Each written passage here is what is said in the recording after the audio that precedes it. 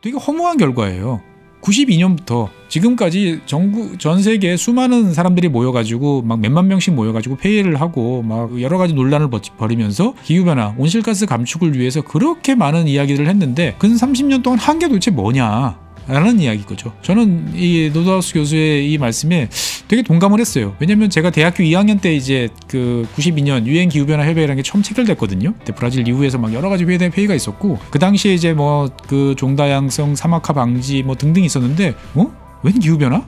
제가 이렇게 생각했던 기억이 나요. 되게 여유로운, 어떻게 보면 정말 먼 미래의 건데 이게 체결되는 걸 보고 야 정말 환경에 대해서 정말 여러 가지로 신경을 쓰는구나 라는 생각을 했던데 그 이후에 97년 교토의정서, 그 다음에 2009년 코펜하겐 협정, 2015년 파리 기후협정, 뭐 30년 동안 이 기후변화와 관련되는 큰 제가 언뜻 기억나는 것만 해봐도 한 10개 정도 되는 거고 다 따져보면은 거의 매년 뭔가 해보자라고 국제협약을 냈는데 결과는 이렇다 이거죠. 그럼 도대체 뭐 했냐? 네, 안녕하세요. 최준영입니다. 연말 어떻게 잘 보내고 계시는지 궁금합니다. 제가 지구보훈연구소 들으시는 청취해주시는 많은 분들을 이렇게 쭉 댓글로 쭉 보고 있습니다. 제가 뭐 일일이 답은 못 해드리지만 그래도 참 많은 분들이 사랑해주시고 관심 가져주시는 데 대해서는 이제 항상 감사하게 생각을 하는데 묘한 특징이 있으시더라고요. 그러니까 뭐냐면은 어려운 걸 좋아하세요. 좀 낯설고 좀 힘들고 야 이거 좀 어려운데? 아니면 야 이건 좀 재미없을 것 같다 라는 것들을 은근히 좋아하시는 분들이 많으세요. 그래가지고 제가 한번 뭐 테스트 겸 한번 또 연말 되고 나니 뭔가 내년에 올해 뭐 했지? 라고 생각할 때 나 그래도 뭔가 이거 하나는 내가 잘 배웠어, 내 머릿속에 이런 거 하나는 있어 라고 하는 머리에 지식을 좀 넣어드리는 약간 딱딱한 코너를 한번 해보려고 합니다. 그래서 반응이 좋으시면 뭐라고 할까요? 뭐 지구본 뭐라고 해야 되나? 강의실? 뭐 자관 한번 해보려고 합니다. 그래서 오늘 첫 번째는 이제 좀 도발적인 제목을 들고 나왔어요. 여러분들 뭐 요즘에 많은 분들이 뭐 넷제로, 녹색 전환 뭐 이런 이야기들 많이 들으실 텐데 다 기후 변화와 관련된 이야기죠. 뭐 지겹다라고 하시는 분들 계시겠지만 오늘 제가 말씀드릴 제목은 왜 기후 변화 정책은 실패하는가라는 이야기입니다. 여기저기서 벌써 돌 날라오는 소리, 그 다음에 박수 치는 소리가 막 보입니다만 다 좀 진정하시고, 다 진정해 주세요. 이건 제 이야기가 아니에요. 이건 제 이야기가 아니고 윌리엄 노드하우스라고 예일 대학의 석좌 교수로 계신 분입니다. 석좌 교수라고 그러면은 이제 일반 교수님들 중에서도 예일 대학 미국에서 뭐 정말 탑 클래스죠. 그 중에서도 또 석좌 교수로 계신 분은 정말 훌륭한 분이시고, 그 다음에 이분은 또 그 노벨 경제학상 수상자세요. 이런 분이 한 이야기를 제가 여러분들하고 한번 나눠보려고 간단하게 알기 쉽게 설명을 하려고 준비를 해봤으니 저한테 돌 던지지 마시고 이 윌리엄 교수님한테 이제 말씀해 주시면 되겠습니다. 보면 이 윌리엄 노드하우스 교수가 얼마 전에 이 뭐 기후변화에 관한 여러 가지 이야기를 한 자료가 있어서 한번 소개를 해드리려고 합니다. 사실 뭐 잘 아시겠지만 전 세계적으로 2100년까지 뭐 그 기온 상승을, 지구 평균 기온 상승을 1.5도냐 뭐 2.5도냐 뭐 몇 도까지 갈 것이냐, 이걸 가지고 여러 가지 논란들이 이제 많이 있는 거죠. 그래서 이것들을 뭐 1.5라는 어떻게 보면 이미 벌써 많이 올라와 있는 상태에서 남은 여력이 별로 없는데 우리가 이걸 빨리 낮추기 위해서 노력을 해야 된다, 이런 것 때문에 많은 분들이 회의를 하고 그러는데 윌리엄 노드하우스 교수 같은 경우는 그렇게 해서는 안 된다. 우리가 왜 똑같은 실수를 반복하느냐, 이런 이야기들을 이제 하고 계십니다. 한번 좀 들어보시죠. 뭐 제가 한번 간단하게 설명을 해보겠습니다. 윌리엄 노드하우스 교수 같은 경우는 이제 여러 가지로 이야기를 합니다. 그 뭐냐면은 자, 기후변화 정책의 성공과 실패를 뭘로 따질 거냐라고 이야기를 하는 거죠. 사실 상당히 복잡합니다. 기후변화 정책 성공은 뭐고 실패는 뭐지? 라고 했을 때 제일 이 노드하우스 교수가 이야기하는 건 뭐냐면 제일 좋은 지표는 이제 탄소 집약도다. 말이 점점 어려워집니다. 탄소 집약도. 우리가 이제 뭐 공장에서 물건을 만들 때 보면 여러 가지로 그 공장에 필요한 물건을 만들기에는 라인을 돌려야 되죠. 그럼 연료를 태워야 됩니다. 그러면 대기 중으로 온실가스가 이산화탄소 등등이 이제 뿜뿜 올라가는 거죠. 그런데 우리 손에는 뭐가 남죠? 경제적인 부가 남죠. 즉 GDP가 남아요. 그래가지고 우리가 총 배출한 온실가스 배출량을 실질 GDP로 쭉 나눠놓으면 이게 탄소 집약도예요. 그래서 1 GDP당 실질 GDP를 생산했을 때 얼마나 많은 온실가스를 배출하느냐를 한번 따져보자 라고 이야기를 합니다. 그래서 이 노드하우스 교수가 따져봤어요. 따져봤더니 1990년부터 2019년까지 근 30년 동안 오른쪽에 있는 그래프에서 보시는 것처럼 연 1.8%까지 쭉 감소해요. 1.8%. 정말 꾸준합니다. 주황색 선은 이제 추세선이고 청색 선은 이제 실질로 감소한 건데 거의 뭐 자대고 근 것처럼 아마 실험을 이런 식으로 하면은 너 실험 조작이다라고 교수님들이 빠꾸 다시 갖고 와라고 할 정도로 쫙 내려오는 거예요. 1.8%씩. 뭐 아주 보기 좋은 그래프인데 이게 이제 문제가 있는 거죠. 되게 허무한 결과예요. 92년부터 지금까지 전 세계에 수많은 사람들이 모여가지고 막 몇만 명씩 모여가지고 회의를 하고 막 그 여러 가지 논란을 벌이면서 기후변화, 온실가스 감축을 위해서 그렇게 많은 이야기를 했는데 근 30년 동안 한 게 도대체 뭐냐라는 이야기인 거죠. 저는 이 노드하우스 교수의 이 말씀에 되게 동감을 했어요. 왜냐하면 제가 대학교 2학년 때 이제 그 92년 유엔 기후변화 협약이라는 게 처음 체결됐거든요. 그때 브라질 이후에서 막 여러 가지 회의가 있었고 그 당시에 이제 뭐 그 종다양성 사막화 방지 뭐 등등 있었는데 웬 기후변화? 제가 이렇게 생각했던 기억이 나요. 되게 여유로운 어떻게 보면 정말 먼 미래의 건데 이게 체결되는 걸 보고 야 정말 환경에 대해서 정말 여러 가지로 신경을 쓰는구나라는 생각을 했던데 그 이후에 97년 교토의정서 그다음에 2009년 코펜하겐 협정 2015년 파리 기후협정 뭐 30년 동안 이 기후변화와 관련되는 큰 제가 언뜻 기억나는 것만 해봐도 한 10개 정도 되는 거고 다 따져보면은 거의 매년 뭔가 해보자라고 국제협약을 냈는데 결과는 이렇다 이거죠. 보면. 그럼 도대체 뭐 했냐. 그거라도 안 했으면 이만큼도 안 나왔다라고 볼 수도 있지만 다른 한편으로 보면 그렇게 큰 난리를 치면서 여러 가지 일을 했는데 왜 이런 결과가 나왔을까? 우리는 한번 좀 돌이켜봐야 된다라고 생각을 하는 거죠.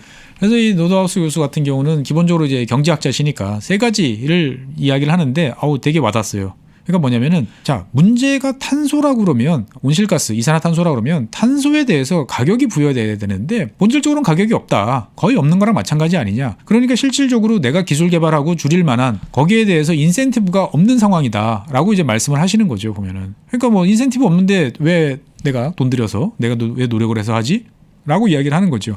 전형적인 이제 경제학을 전공하신 분의 마인딩도 하고 그다음에 두 번째로는 뭔가 기술 도약을 위해서는 정부가 좀 나서줘야 되는데 그런 데에 대한 인센티브가 전혀 없다. 그러다 보니까 저탄소 기술 개발이 예상보다 훨씬 느려지고 있다라는 게 두 번째. 그다음에 세 번째로는 그동안에 30년 동안 여러 나라들이 다 이제 눈치가 들었다.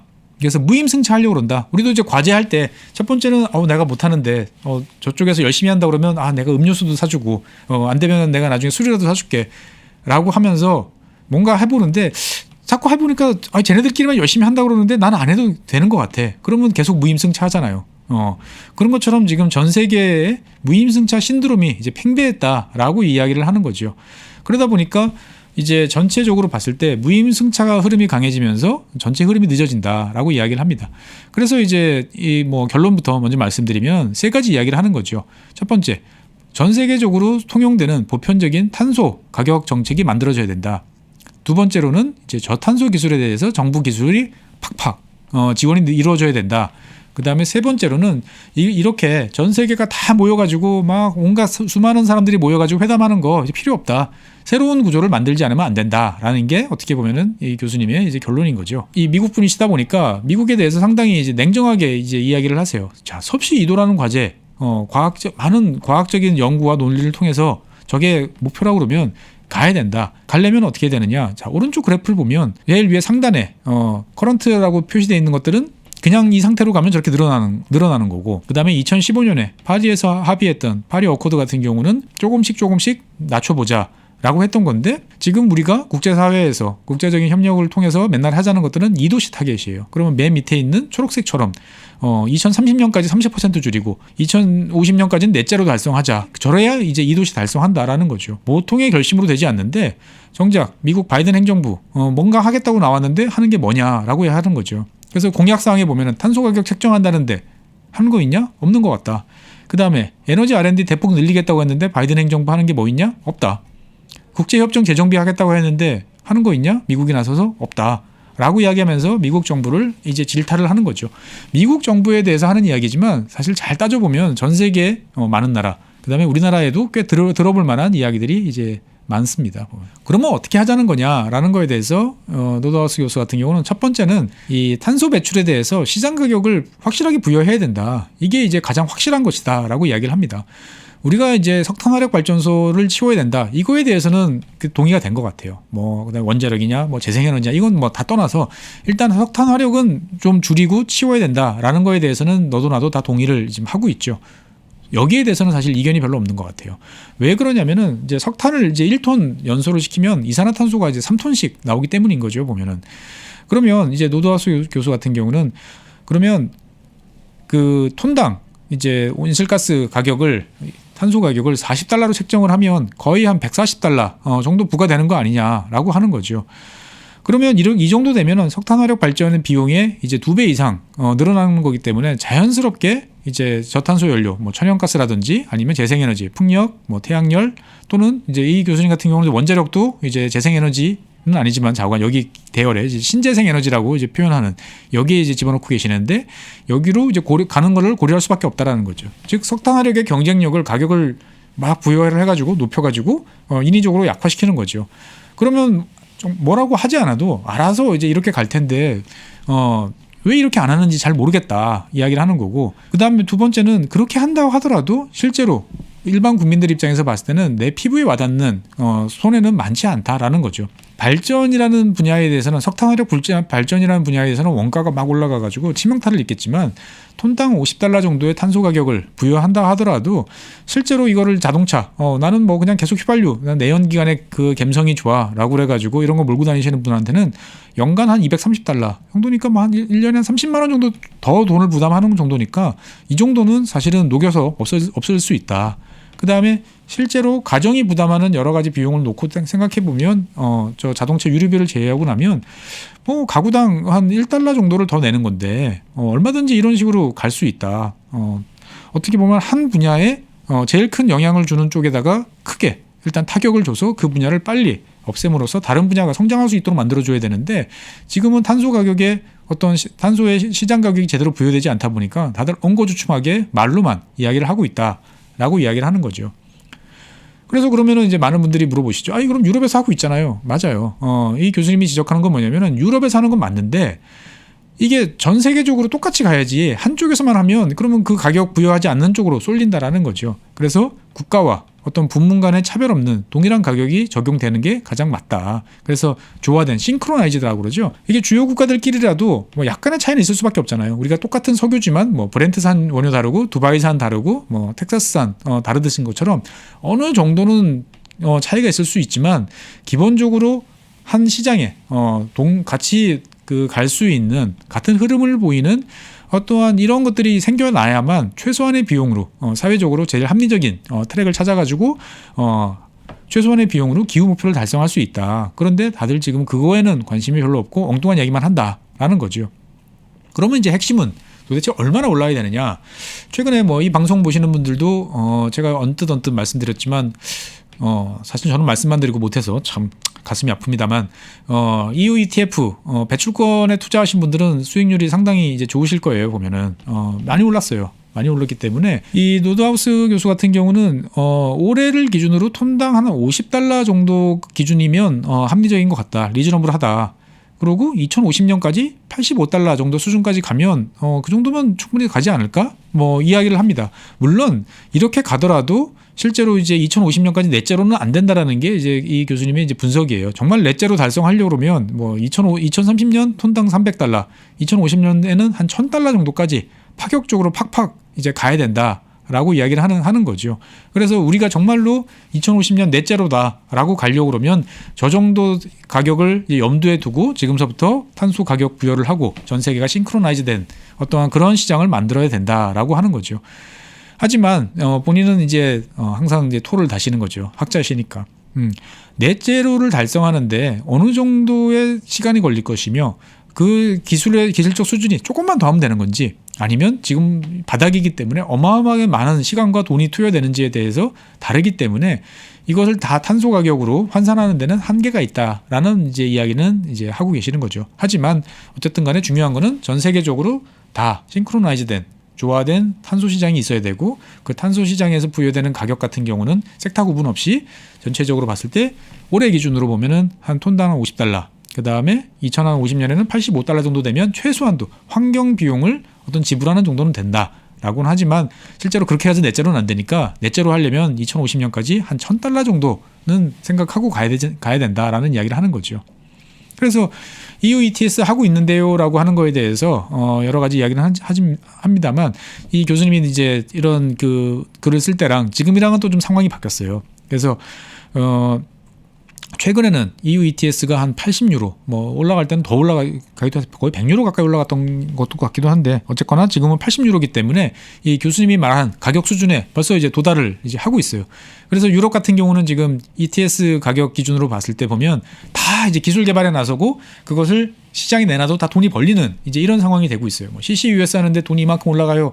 탄소 배출권보다는 그게 더 싸. 라고 하니까 다 이제 뭐든지 이제 돈이 되는 이제 이런 상황이 되는 이제 상황이긴 한데 문제는 이제 이 교수님이 이제 말씀하는 건 뭐냐면은 자, EU ETS도 있고 캘리포니아도 있고 뭐 스위스, 스웨덴도 있지만 다 따로따로 논다 이거죠. 이렇게 해서는 답이 안 나온다. 다 함께 가자라는 이야기를 이제 하는 것이고요. 그다음에 두 번째로는 이제 이 화석 연료 같은 경우는 2019년 기준으로 전체 에너지 소비 한 84% 되는데 이걸 낮춰야 된다는 건 다들 안다. 그러면 그거 낮추려고 그러면 정말 무섭게 달려들어야 되는데 정작 말로만 하지 왜 안 달려드냐. 자, 우리 코로나 mRNA 백신, 화이자나 모더나 백신 봐라. 정말 어마어마한 이런 방식의 노력을 해서 지금 단기간에 쏟아붓고 성과를 냈지 않냐. 걸린 시간이 얼마 안 됐다. 그런데 왜 우리는 이런 코로나 바이러스에 대한 백신과 같은 과감함을 인류의 공동 위기라고 생각을 하면서 여기에는 왜 돈을 쏟아붓지 않냐라고 이야기를 하는 거죠, 보면. 그래서 향후 30년 동안 넷제로 달성을 위해서는 100조, 한 300조 달러 이상의 신규 자본 투입이 필요하다고 그러는데 그런 데 대해서 정말 그런 과감함이 보이지 않는다. 그러면 왜 사람들이 투자하지 않을까? 다 기후변화가 인류의 미래를, 인류의 생명을 담보로 하고 있다는데 그 이유에 대해서 이 노드하우스 교수 같은 경우는 이 저탄소 R&D 같은 경우는 이제 이중 외부 효과가 존재한다. 이중 외부 효과? 하나도 어려운데 둘 다. 무슨 말이냐면은 원체 내가 발명을 해서 돈을 벌려고 그러면 발명자가 많은 이득을 볼 수 있어야 돼요. 내가 처음으로 투자를 해서 그 분야에 진입을 하게 되면 내가 큰 돈을 벌 수 있으면 뭐 화이자나 모더나 같은 경우는 너무나 돈을 벌 수 있는 게 뻔하기 때문에 막 미친 듯이 돈을 구해가지고 집어넣었던 거죠. 그런 것처럼 내가 탄소 배출 저감을 이만큼을 할 수 있는 어떤 놀라운 기술을 발전했어. 라고 그러면 내가 거기서 발생하는 이득의 상당 부분을 인마이 포켓할 수 있어야 사람들이 달려드는데 지금 상황은 그렇지 않다라는 거죠. 그러다 보니까 처음에 발명가는 리스크는 크게 지고 실제로 얻을 수 있는 이득은 매우 작다. 이런 거죠.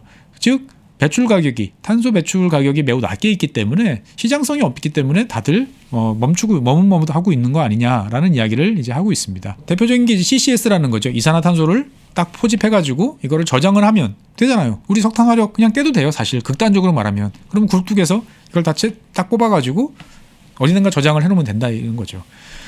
사실은 CCS가 있어야만 넷제로 달성 가능해요. 근데 이렇게 하려고 그러면 CCS를 위한 많은 R&D 비용, 그다음에 그 설비 투자가 뭔가 소비자들한테 전가가 돼서 이 비용을 내가 뽑아낼 수 있다.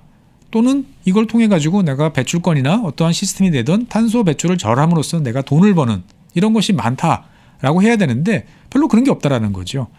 그러다 보니까 현재 가격 수준, 이분이 말한 현재 가격 수준은 이제 2020년 정도, 2021년 초반 수준의 EU ETS 가격이에요. 그러니까 유럽 배출권 거래 가격이니까 이 가격으로는 안 된다라고 이야기를 하는 거죠. 지금 가격이면 해볼 만한 수준이 됐어요. 그리고 또 한편으로 보면 이렇게 가격이 낮은 수준인데 거기에 대해서 기업이 어떤 CCS에 대해서 대규모 투자를 한다라고 하는 것들은 기업 경영진 입장에서 봤을 때는 투자를 결정하는 입장에서 봤을 때는 배임으로 몰릴 수도 있기 때문에 더더욱이나 리스크가 너무 크다라는 거죠. 그래서 우리가 어떻게 보면은 이런 문제를 해결을 한다고 미래의 기대라고 생각하는 이제 SMR이라든지 핵융합, 수소 경제에도 다 똑같은 논리가 적용된다라는 거죠.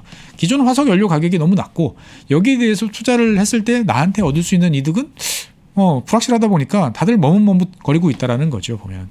그래서 어떻게든 이 가격을 올려야 된다. 그것이 없는 와중에 수소 경제고 그린 경제고 다 헛소리다라고 이제 노드하우스 교수님은 이제 이야기를 하고 계시는 거죠. 그러면서 이제 미국 이야기입니다. 군사부문 R&D는 연간 600억 달러 이상씩 막 집어넣고 더 증가를 시키겠다고 이야기를 다들 하는데 정작 인류의 미래를 책임져야 될 첨단 에너지나 이런 재생에너지 분야에서는 20억 달러도 제대로 국가적으로 투자를 하지 않고 있다. 이런데 무슨 넷제로냐?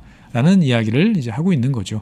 우리한테도 사실 어떻게 보면 다 적용되는 그러한 이야기라고 이제 볼 수가 있습니다. 그리고 이제 세 번째로는 자, 이거를 한 나라씩 우리나라는 열심히 해. 근데 너희 나라는 열심히 안 해. 이러면 누가 하겠냐 이거죠. 다 해야 된다. 그런데 그거 하려고 지금 다 유엔 기후 협약 모여가지고 유엔 회원국 한 거의 200개 가까운 나라들이 모여가지고 수만 명씩 모여서 회의하는데 그래 봐야 다 소용없다.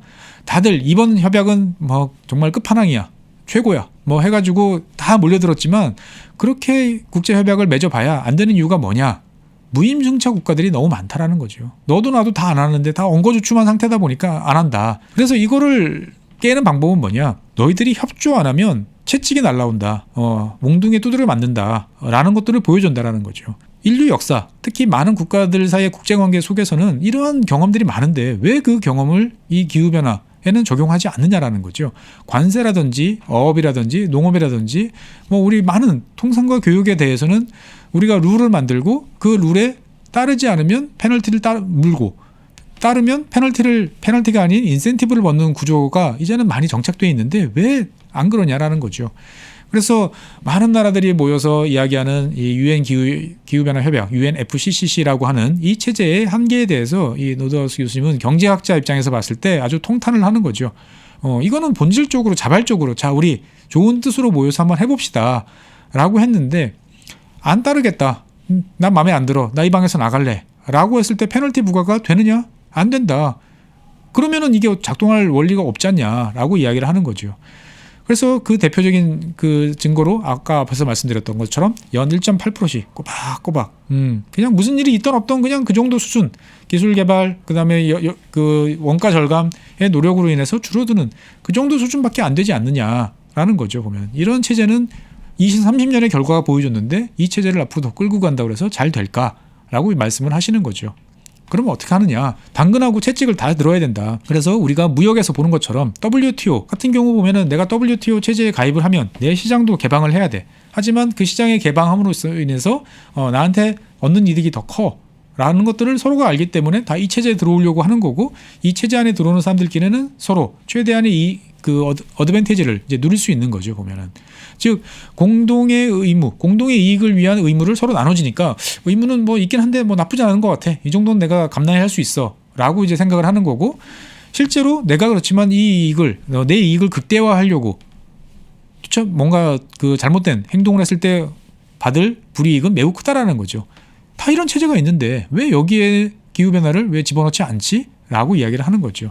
즉 공동의 어떤 먹고 살만한 나라 중요한 나라들끼리 모여서 이야기를 하는 것이 중요하다라고 이야기를 합니다. 사실은 참 이게 뼈아픈 이야기예요. 어떻게 보면 전 세계가 모여서 전 세계 인류 공통의 과제인데 배출량으로 기준을 놓고 보면 전 세계에서 한 20개 나라? 한 G20 정도면 될 것 같아요. G20 정도면은 전 세계 탄소 배출량의 한 85% 정도를 감당하고 있는 나라죠. 그만큼 많이 내뿜고 있는 나라들이에요. 이 나라들끼리만 모여서 뭔가를 결정을 해도 사실은 되는데 200개 가까운 나라들이 모여서 이야기를 하는 거죠. 물론 그 나머지 나라들은 발언권이 별로 없습니다만 이 중요한 역할을 해야 될 20개의 나라들도 그 많은 나라들 사이에 뒤에서 숨어서 덩치가 이만큼 큰 분들이 조그만 난쟁이들 뒤에 숨어가지고 앞으로 방패막이를 세워가면서 자기들의 책임을 계속 회피하고 있다라는 거죠. 그래서 더 이상 그런 자기적인 모습은 이제 그만두자라고 이야기하는 거죠. 그래서 이러한 뜻에 모일 수 있는 이러한 뜻에 동조하는 국가들끼리 모여서 기후 클럽을 만들자라는 거죠. 즉 당근과 채찍이 같이 공존하는 세계무역기구 WTO 같은 어떻게 보면 기후 클럽을 만들어서 서로 간에 어떤 기후에 관련되는 의무와 그리고 그를 통한 새로운 기회를 나누는 약간은 폐쇄적인 클럽을 만들자라는 거죠. 그럼 뭘 해야 되느냐? 일단은 첫 번째는 이제 탄소 가격을 설정하자라는 거죠.